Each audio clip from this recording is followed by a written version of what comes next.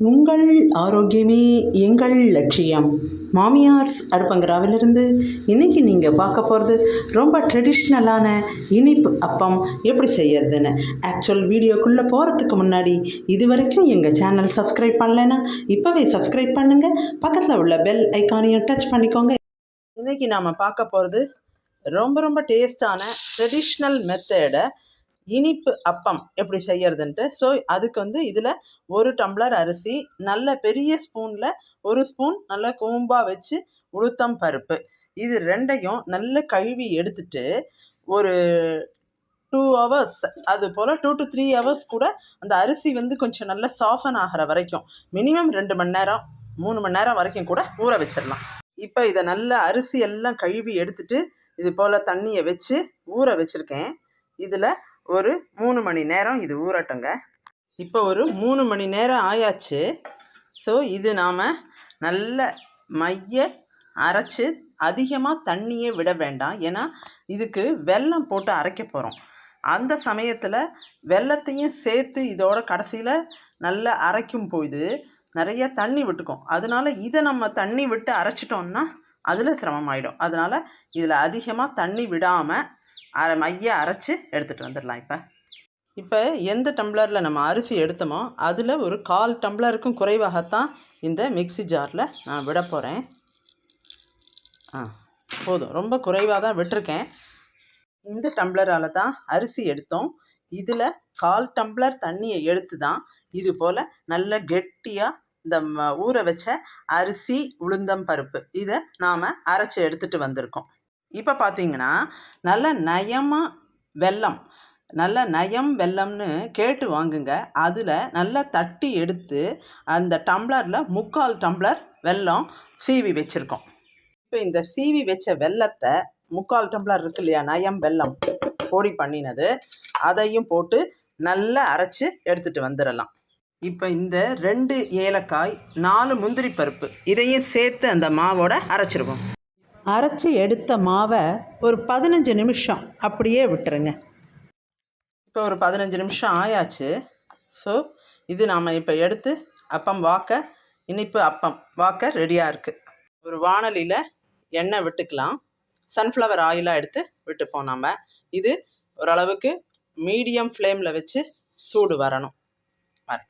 இந்த எண்ணெயில் நாம் கொஞ்சமாக நெய் சேர்த்த போகிறோம். வாசனைக்கு ரொம்ப நல்லா இருக்கும். அந்த ஸ்மெல்லு, அந்த டேஸ்ட் எல்லாமே கொஞ்சம் டிஃப்ரெண்ட்டாகவும் ரொம்ப நல்லாவும் இருக்கும். இந்த நெய்யை விட்டாச்சுன்னா ஒரு ஸ்மெல் அவ்வளோ ஒரு அருமையாக இருக்கும். ரொம்ப நல்லா வருது அது. இப்போ பாருங்கள், நல்லா எழும்பி வந்த பிறகு நாம் திருப்பி விட்டுக்கலாம். இதை எழும்பினதுக்கு பிறகு நாம் இதை திருப்பி விட்டுருக்கோம். திருப்பி விட்டதும் அந்த பக்கமும் ஓரளவுக்கு கோல்டன் ஃப்ரை ஆகணும். இப்போ சிம்மிலையே வச்சு பண்ணும்போது வெளியில் மட்டும் இல்லை, உள்ளேயும் நல்லா வெந்து கொடுக்குங்க. இது வெரி கலர்டுங்க. ரொம்ப ஒரு அருமையான ரெசிபி. இதெல்லாம் ட்ரெடிஷ்னல் ரெசிபீஸு. சும்மா மாவை கரைச்சோம் பண்ணினோன்னு இல்லாமல் அரிசியை ஊற வச்சு இது போல் நயமாக வாங்கி வெல்லத்தை வீட்டில் செய்யும்போது ரொம்ப நல்லா இருக்குது. டேஸ்ட்டு நல்ல சிறப்பான ஒரு ரெசிபி இது. இப்போ ஓரளவுக்கு அந்த பார்த்திங்கன்னா நல்ல கலர் கொடுத்துருக்கு. அதனால் இதை நாம் எடுத்துடலாம்.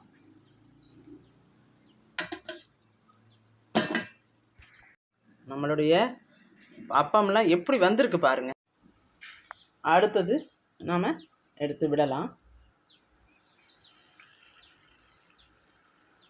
விடும்பொழுது கரெக்டாக நாம் அதிலையே ஃபோக்கஸ் பண்ணி விட்டோம்னா வேறு எங்கேயுமே அங்கங்கே அப்படியே ஒரு ஃபார்ம்ஸ் எல்லாம் ஆகாமல் கரெக்டாக ஒரு ரவுண்ட் ஷேப்பில் நல்லா கிடைக்கும். இதை இப்போ நாம் திருப்பி விட்டுருவோங்க. திருப்பி விட்டு அது அப்படியே சிம்மிலேயே இருக்கும் அடுப்பு. அதில் அப்படியே ஃப்ரை ஆகட்டும். இது போல் நல்ல ஒரு கோல்டன் ஃப்ரை, நல்ல அருமையாக இருக்குது பார்க்கவே, இந்த கலரும் இதுவும். ஸோ இதுவும் எடுத்தாச்சு. அடுத்தது நாம் அடுத்த அப்பம் ரெடி பண்ணலாம். அடுத்த ஒரு இதை போட்டுடலாம்.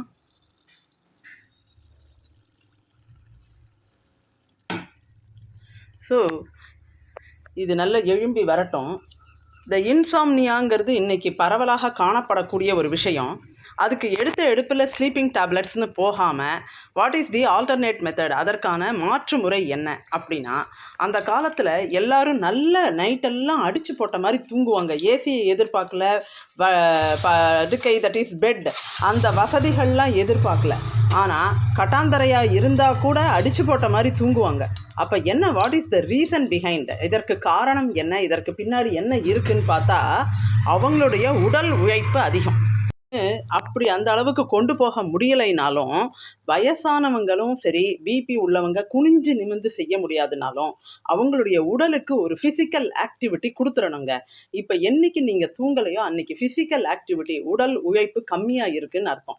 எனக்கு டைம் இல்லை, என்னோட ஆஃபீஸ் ஒர்க் அந்த மாதிரி ஷெட்யூல் அப்படி இருக்குது அப்படின்னு சொன்னால், இல்லை, உங்கள் ஆரோக்கியத்துக்கு நீங்கள் கொஞ்சம் அவசிய நேரத்தை ஒதுக்குங்க.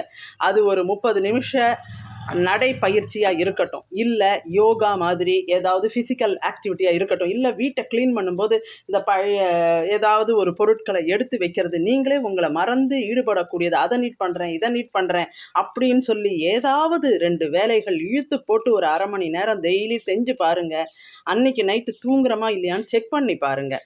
இதை நான் உங்களுக்காக இல்லை, ஏற்கனவே நிறையா பேருக்கு சொல்லி அவங்கெல்லாம் நன்றிகள் சொல்லிட்டு போன மெத்தட் இது. அதனால தூக்கமின்மைக்கு எடுத்த எடுப்பில் டேப்லெட்டுக்கு பதிலாக நம்மளுடைய உடல் உழைப்பை கூட்டுவோம்.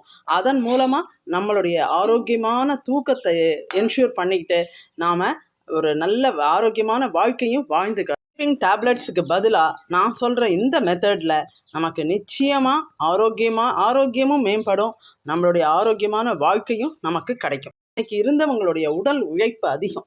அவங்களுக்கு உடலில் அவ்வளவு ஒரு வேலையை கொடுத்ததுனால ஆழ்ந்த உறக்கம் சாத்தியமாக இருந்தது. இன்றைக்கி பார்த்தீங்கன்னா உடல் உழைப்புங்கிறது இல்லாமல் நிறைய நேரம் டிவி மொபைலில் செலவிட்டுடுறோம். மிச்ச நேரத்தை அப்படி ஒரு காசிப்பிங் அந்த மாதிரியும் சில பேர் செய்கிறாங்க. வெறும் பேச்சு அரட்டை அப்படி போயிட்டுருக்கு. அதனால உடல் உழைப்பே இல்லாமல் தூக்கம் வருது இல்லை. அப்போ தூக்கம் வராதுக்கு காரணம் இதுதான்னு தெரியாமல் அவங்க என்ன நினைக்கிறாங்க, நமக்கு உடலில் கோளாறு ஆயிடுச்சு அப்படின்னு சொல்லி டாக்டர்கிட்ட போயிட்டு ஸ்லீப்பிங் டேப்லெட்டை வாங்கி அதை சாப்பிட்றாங்க. இந்த போல் ஸ்லீப்பிங் டேப்லெட் வாங்குறதுக்கு பதிலாக உடல் உழைப்பை கூட்டி பாருங்கள். அன்னன்னைக்கு வீட்டில் 2 துணிமணியை எடுத்து வைக்க, பாத்திரத்தை ஏற்றி இறக்கி வைக்க, ஏதோ ஒரு வேலை செய்கிறதுக்கு உபயோகப்படுத்தி பாருங்களேன். அந்த நேரத்தை அதுபோல் 30 நிமிஷம் நம்ம என்ன செய்கிறோம், நம்ம டைம் பார்த்து செய்யக்கூடாது. நம்மளே அதில் இன்வால்வ் ஆகி தினம் வீட்டில் நான் என்ன வேலை செய்கிறதுன்னு நினைக்காதீங்க. ஏதாவது வேலைகள் இருக்கும். 4 புடவையை மடித்து வைங்க, 4 பீரோவை 2 ஷெல்ஃபை அடுக்கி வைங்க. அதுபோல் ஏதோ ஒன்று உங்களை மறந்து நீங்கள் ஃபிசிக்கல் ஆக்டிவிட்டி கொடுங்க. அப்படி ஃபிசிக்கல் ஆக்டிவிட்டி கொடுக்கும்போது தன்னால் தூக்கங்க வந்துடும். நீங்கள் டேப்லெட்டோட போட வேண்டிய அவசியமே இருக்காது. வீட்டில் உள்ள வயசானவங்களுக்கு ஆமாம் அப்படின்னு சொல்லி ஒரு அலட்சியமாக நம்ம நினைக்காம இது போல் சஜஷன்ஸ், என்றைக்கு அவங்க தூங்கலையோ அன்றைக்கி உடல் உழைப்பு கம்மியாக இருக்குதுன்னு அர்த்தம்னு புரிய வச்சேன். ஸோ அவங்க இந்த மெத்தடை ஃபாலோ பண்ணி இப்போல்லாம் ரொம்ப ஆரோக்கியமாக தூங்குறாங்க. நல்ல ஒரு முறையில் அவங்களுடைய ஆரோக்கியம் மேம்பட்டிருக்கு. இதை எல்லா மக்களுக்கும் இந்த ஒரு விஷயம் போய் சேரணுங்கிறதுக்காக தான் இதை இன்றைக்கி ஒரு டிஸ்கஸ் பண்ணுறேன். நான் மெத்தடை கட்டாயமாக ஃபாலோ பண்ணுங்கள். சின்ன வயசுக்காரங்க தான் தூங்க முடியும் அப்படிங்கிறது இல்லை. ஏன்னா அவங்க நல்ல தட் இஸ் ரொம்ப சின்ன குழந்தையாக இருந்தால் ஓடி ஆடி விளையாடிடுது, அது நல்லா தூங்கிடுது. மிடில் ஏஜுக்காரங்க ஆஃபீஸ் போகிறாங்க, ஏதோ அவங்களுடைய வேலைகளை பார்க்குறாங்க, அவங்களுக்கு தூக்கம் வந்துடுது. ஆனால் இந்த வயசில் பெரியவங்களும் சில சின்ன வயசுக்காரங்களும் சரியான உடல் உழைப்பு இல்லாததுனால தான் தூக்கமின்மைங்கிறது. மேஜர் டிசீஸ் இருக்கிறவங்க நான் இதில் கொண்டு வரல. நல்லா ஒரு சாதாரணமாக இருக்கிறவங்களே தூக்கம் இல்லை, நான் டேப்லெட் போடணும் அப்படிங்கிற கண்டிஷனை நீங்கள் இதை இந்த மாதிரி சிஸ்டத்தின் மூலமாக அவாய்ட் பண்ணி உங்கள் ஹெல்த்தை சரி பண்ணிக்கலாம். அதுதான் எங்களுடைய நோக்கமும் இருக்குது. சூப்பர் சாஃப்டான இனிப்பு அப்பம் ரெடி ஆயாச்சு உங்களுக்காகவே. இப்போ பாருங்கள், நல்லா எப்படி வந்திருக்கு பார்த்தீங்களா? பட்டர்ஃப்ளை ஷேப் மாதிரி இல்லை, வெரி சாஃப்ட் லேயர்டு. உள்ளுக்குள்ளெல்லாம் எவ்வளோ லேயர்டாக இருக்குது பாருங்கள். ஸோ அவசியம் ட்ரை பண்ணுங்கள். நம்ம சேனலையும் நீங்கள் லைக் பண்ணுங்கள், ஷேர் பண்ணுங்கள், சப்ஸ்கிரைப் பண்ணி பக்கத்தில் உள்ள பெல் ஐக்கானையும் டச் பண்ணிக்கோங்க.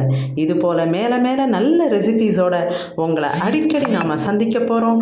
ஸோ பல சூப்பர் ரெசிபீஸோடு உங்களை often we are going to meet.